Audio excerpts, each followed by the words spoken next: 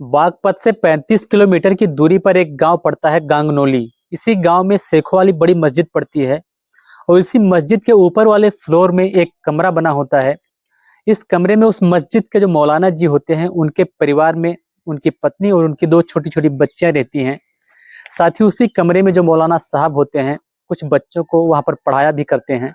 11 अक्टूबर 2025 की वह तारीख होती है जो मौलाना साहब होते हैं देवबंद में किसी प्रोग्राम के लिए गए हुए थे। साथ ही जो उनकी पत्नी होती है अपनी दो बच्चों के साथ उस कमरे में मौजूद होती है उस समय। इसी बीच दो कातिल जो है हथियार के साथ उनके कमरे में प्रवेश होते हैं। जो मौलाना साहब की पत्नी होती है इनका नाम इसरारा होता है। इसरारा इससे पहले कि कुछ समझ पाती कुछ बोल पाती, वो जो दोनों कातिल होते हैं एक के बाद एक उनके ऊपर जो है वार करना शुरू कर देते हैं। इसी बीच वह सिर पर वार करते हैं, साथ ही चाकू के साथ उनके गले पर भी वार करते हैं। और यह सब देखकर उनकी जो दो छोटी छोटी बच्चियां होती हैं, एक 8 साल की एक 5 साल की, चीखने लग जाती हैं, चिल्लाने लग जाती हैं। मौलाना साहब की पत्नी को मारने के बाद उन बच्चों के ऊपर भी 2 वार किए जाते हैं जोर जोर से, और सिर्फ 2 ही वार के बीच में जो है बच्चियां भी दम तोड़ देती हैं। और इस मौत की खबर जैसे ही गांव वालों को पता चलती है गांव में हड़कंप मच जाता है। तुरंत ही जो है लोग इसकी वीडियो बना बनाकर सोशल मीडिया पर डालने लगते हैं। खबर पूरी तेजी के साथ जो है पूरे देश में फैल जाती है।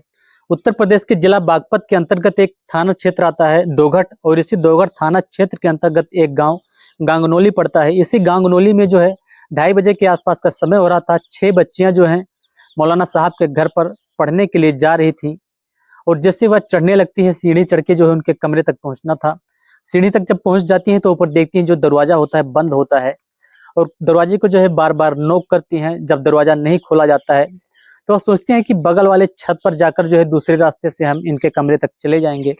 और दूसरे कमरे से जब जाती हैं वह, तो उनके कमरे में जब पहुंचती हैं तो देखती हैं कि जो मौलाना साहब की बीबी इसरारा हैं बेसुध हालात में पड़ी हुई हैं, साथ ही उनके आसपास खून पड़ा हुआ है। साथ ही साथ यह भी देखती हैं कि उनकी जो 2 बच्चियां हैं वह भी चारपाई पर बेसुध हालात में पड़ी हुई हैं, हिलडुल नहीं रही हैं। वह वहां से तुरंत ही निकलकर भागकर बाहर आती हैं सारी की सारी बच्चियां, और चीखना शुरू कर देती हैं खून खून खून। आसपास के जो लोग भी सुनते हैं दौड़ दौड़ उनके पास आते हैं और पूछते हैं कि क्या बात है। सारी जो बात उन्होंने जो दृश्य देखा था अंदर सब कुछ कह सुनाती हैं। इसके बाद जो गांव वाले होते हैं इकट्ठा होने लग जाते हैं धीरे धीरे, और उन्हीं में से कोई एक व्यक्ति जो है मस्जिद के अंदर जाकर माइक लगाकर लाउड स्पीकर के जरिए जो है आवाज कर देता है कि मौलाना मुफ्ती साहब की जो बेगम है उनकी और साथ ही उनके 2 बच्चों की जो है किसी ने हत्या कर दी है, कत्ल कर दिया है। लाउड स्पीकर की आवाज सुनने के बाद जो गांव के लोग होते हैं वहां तो दौड़े दौड़े आते ही हैं, साथ ही बगल के गांव वाले भी दौड़े दौड़े आ जाते हैं।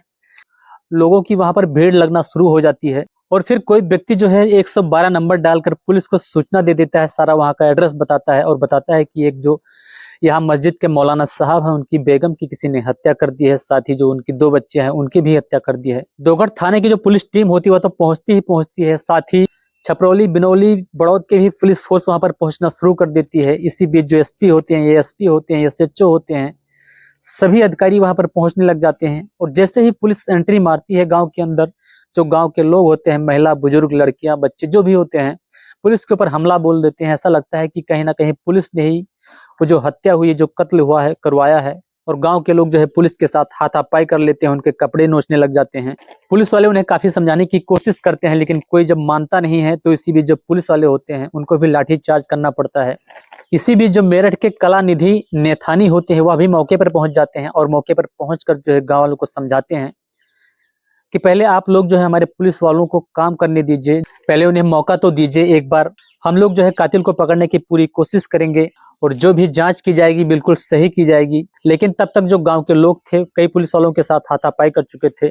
और इसके बाद जो पुलिस होती है मौलाना साहब के बारे में पूछती है कि वह कहाँ पर हैं, और मौलाना साहब को फोन लगाया जाता है। जब पुलिस मौलाना साहब से पूछती है कि कहाँ पर हो, मौलाना साहब बताते हैं कि अफगानिस्तान के विदेश मंत्री जो है देवबंद में यहाँ पर आए हुए थे, और यहाँ पर प्रोग्राम था। इसी प्रोग्राम में जो है हमें भी इनवाइट किया गया था, इसी प्रोग्राम में मैं शामिल हुआ था और मैं वापस आ रहा हूँ। वह पूछते हैं कि बात क्या है। पुलिस उन्हें बताती है कि ऐसे ऐसे मामला हो गया है तुम्हारे घर पर, जल्दी से जल्दी पहुंचो। कुछ घंटों के बाद जो मौलाना साहब होते हैं मुफ्ती इब्राहिम, यह भी पहुंच जाते हैं वहां पर। और यह खबर जब मौलाना साहब की पत्नी के मायके पहुंच जाती है तो उनके मायके वाले भी पहुंचकर तहरीर देते हुए बताते हैं कि इनकी जो हत्या हुई है मौलाना साहब यानी मुफ्ती इब्राहिम ने ही करवाया है, और इन्होंने बचने के लिए कातिलों की व्यवस्था कर खुद जो है देवबंद चले गए हैं ताकि इनके ऊपर शक ना हो। पुलिस का जो रुख होता है इब्राहिम साहब की तरफ चला जाता है, लेकिन इसी बीच जो है कैमरे पर ध्यान जाता है पुलिस का। और जब पुलिस कहती है कि कैमरा काम करता है क्या, तो गांव वाले कहते हैं कि हाँ, यह कैमरा जो है लगा हुआ है, काम भी करता है।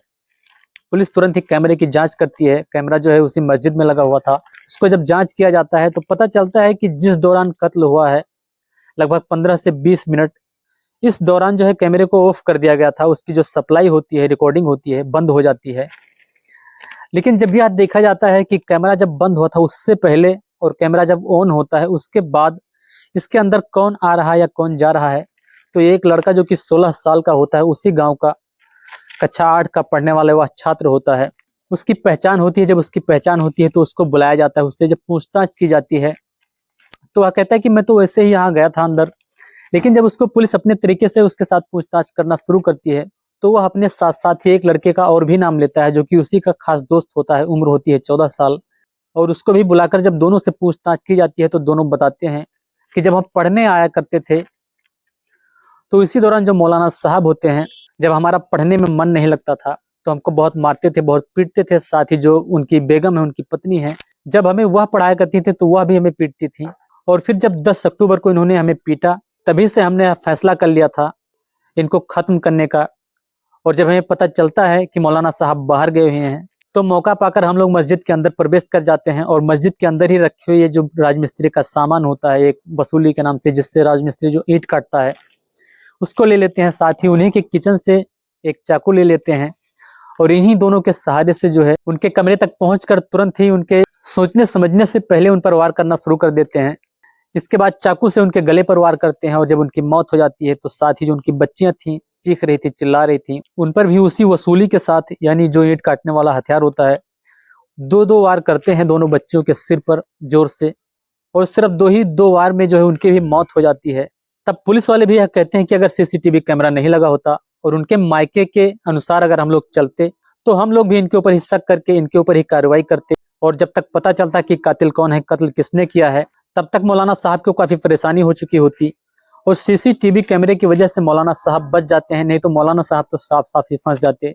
उनके परिवार वालों की हत्या तो कर ही दी गई थी, मौलाना साहब भी बुरी तरह से फंस सकते थे।